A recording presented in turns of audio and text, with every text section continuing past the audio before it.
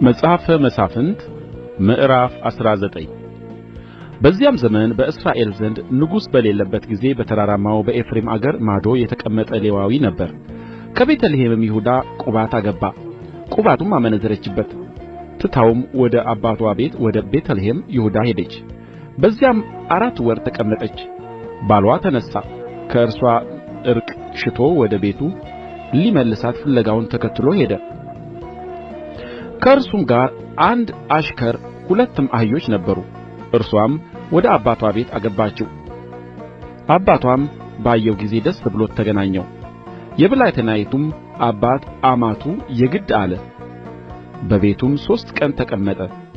በሉም ጠጡም፣ በዚያም አደሩ። በአራተኛውም ቀን ማልደው ተነሡ። እርሱም ለመሄድ ተነሣ። የብላቴናይቱም አባት አማቹን ሰውነትህን በቍራሽ እንጀራ አበርታ፣ ከዚያም በኋላ ትሄዳለህ አለው።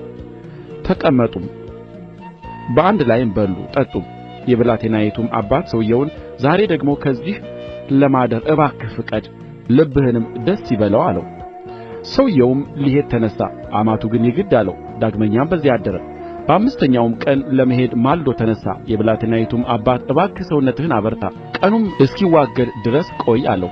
ሁለቱም በሉ። ሰውዮውም ከቁባቱና ከአሽከሩ ጋር ለመሄድ በተነሣ ጊዜ የብላቴናይቱ አባት አማቱ እነሆ ቀኑ ተወግዶአል፣ በዚህ እደሩ፣ እነሆ ቀኑ ለማለፍ ተወግዶአል፣ ልባችሁ ደስ እንዲለው በዚህ እደሩ፣ ነገም ወደ ቤታችሁ እንድትደርሱ ማልዳችሁ መንገዳችሁን ትሄዳላችሁ አለው።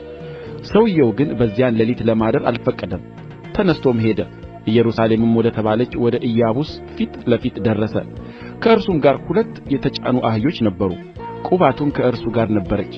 ወደ ኢያቡስም በደረሱ ጊዜ መሸባቸው። አሽከሩም ጌታውን ና ወደዚህ ወደ ኢያቡሳውያን ከተማ እባክህ እናቅና፣ በእርሷም እንደር አለው። ጌታውም ከእስራኤል ወገን ወዳልሆነች ወደ እንግዳ ከተማ አንገባም፣ እኛ ወደ ጊብዓ እንለፍ አለው። አሽከሩንም ና ከእነዚህ ስፍራ ወደ አንዱ እንቅረብ፣ በጊብዓ ወይም በራማ እንደር አለው። መንገዳቸውንም ይዘው ሄዱ። የብንያምም ነገድ በምትሆነው በጊብዓ አጠገብ ሳሉ ፀሐይ ገባችባቸው። በጊብዓም ገብተው ያድሩ ዘንድ ወደዚያ አቀኑ።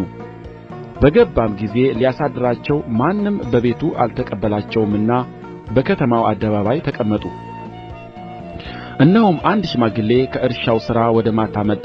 ይህም ሰው ከተራራማው ከኤፍሬም አገር ነበረ። በጊብዓም በእንግድነት ተቀምጦ ነበር። የዚያ አገር ሰዎች ግን ብንያማውያን ነበሩ።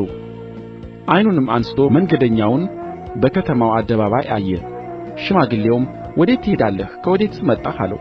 እርሱም እኛ ከቤተ ልሔም ይሁዳ ወደ ተራራማው ወደ ኤፍሬም አገር ማዶ እናልፋለን። እኔ ከዚያ ነኝ። ወደ ቤተ ልሔምም ይሁዳ ሄጄ ነበር። አሁንም ወደ እግዚአብሔር ቤት እሄዳለሁ። በቤቱም የሚያሳድረኝ አጣሁ። ለአህዮቻችን ገለባና ገፈራ አለን፣ ለእኔ ለገረድህ ከባሪያዎችህም ጋር ላለው አሽከር እንጀራና የወይን ጠጅ አለን፣ አንዳችም አላጣንም አለው። ሽማግሌውም ሰላም ላንተ ይሁን፣ የምትሻውንም ሁሉ እኔ እሰጥሃለሁ፣ በአደባባይ ግን አትደር አለው። ወደ ቤቱም አስገባው። ለአህዮቹም ገፈራ ጣለላቸው። እግራቸውንም ታጠቡ፣ በሉም ጠጡም። ሰውነታቸውንም ደስ ባሰኙ ጊዜ ወስላቶች የሆኑ የከተማው ሰዎች ቤቱን ከበቡ፣ በሩንም ይደበድቡ ነበር።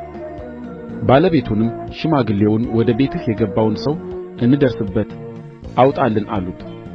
ባለቤቱም ሽማግሌው ወደ እነርሱ ወጥቶ ወንድሞቼ ሆይ ይህን ክፉ ነገር እባካችሁ አታድርጉ፣ ይህ ሰው ወደ ቤቴ ገብቶአልና እንደዚህ ያለ ኃጢአት አትሥሩ።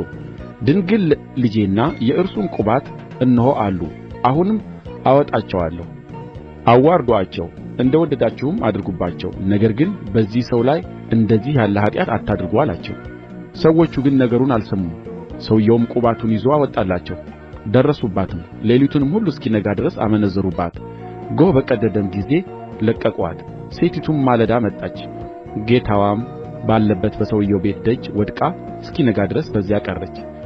ጌታዋም ማለዳ ተነሣ፣ የቤቱንም ደጅ ከፈተ፣ መንገዱንም ለመሄድ ወጣ። እነሆም ቁባቲቱ ሴት በቤቱ ደጃፍ ወድቃ እጅዋም በመድረክ ላይ ነበር። እርሱም ተነሺ እንሂድ አላት። እርስዋ ግን ሞታ ነበርና አልመለሰችም። በዚያን ጊዜ በአህያው ላይ ጫናት። ተነሥቶም ወደ ስፍራው ሄደ። ወደ ቤቱም በመጣ ጊዜ ካራ አነሣ። ቁባቱንም ይዞ ከአጥንቶቿ መለያያ ላይ ለ12 ቈራርጦ ወደ እስራኤል አገር ሁሉ ሰደደ። ያየም ሁሉ የእስራኤል ልጆች ከግብጽ ምድር ከወጡ ጀምሮ እስከ ዛሬ ድረስ እንዲህ ያለ ነገር ከቶ አልተደረገም አልታየምም።